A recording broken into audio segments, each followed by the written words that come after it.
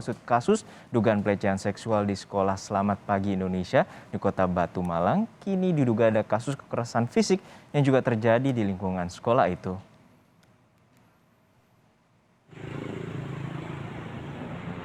Sejak pemilik sekolah Selamat Pagi Indonesia, Kota Batu, Malang, Julianto Eka Putra ditetapkan sebagai tersangka Agustus lalu, pengusutan kasus kejahatan seksual yang diduga terjadi pada puluhan siswa sekolah ini seakan jalan di tempat.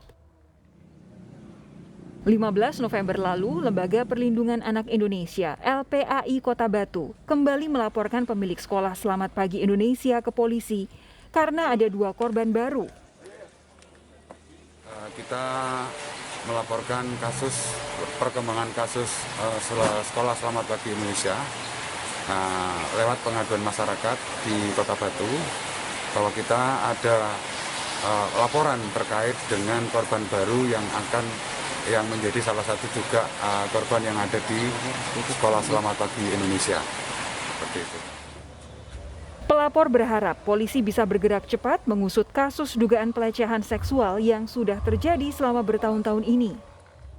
Kriminolog menilai polisi harus bekerja keras mencari bukti kasus ini. Pasalnya, rentang waktu kejadian dan pelaporan yang cukup jauh bisa menjadi masalah untuk mendapat hasil visum yang memadai sebagai barang bukti.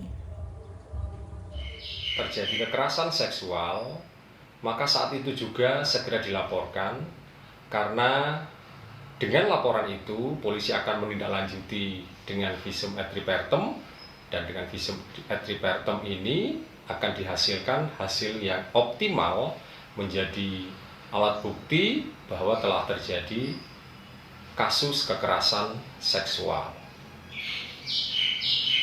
Namun kalau terlalu lama maka akan kesulitan bagi aparat penegak hukum untuk mengungkap kasus kekerasan seksual tersebut.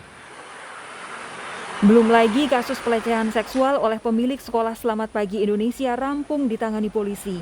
Kepala sekolah dan seorang kepala asrama juga diadukan karena kasus dugaan kekerasan fisik terhadap sejumlah siswa di lingkungan sekolah. Wakil pelapor memaparkan dugaan kekerasan fisik ini terjadi pada Mei 2021 lalu. Ia membawa bukti sebuah rekaman suara yang diduga milik kepala asrama tengah memarahi siswa menggunakan kekerasan.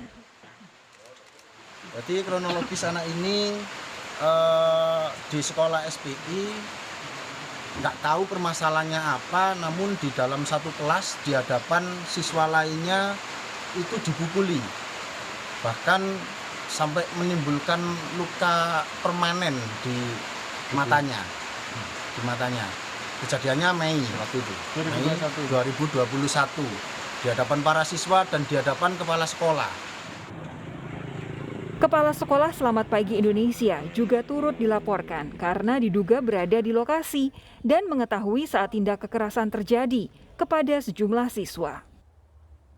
Tim Liputan Kompas TV.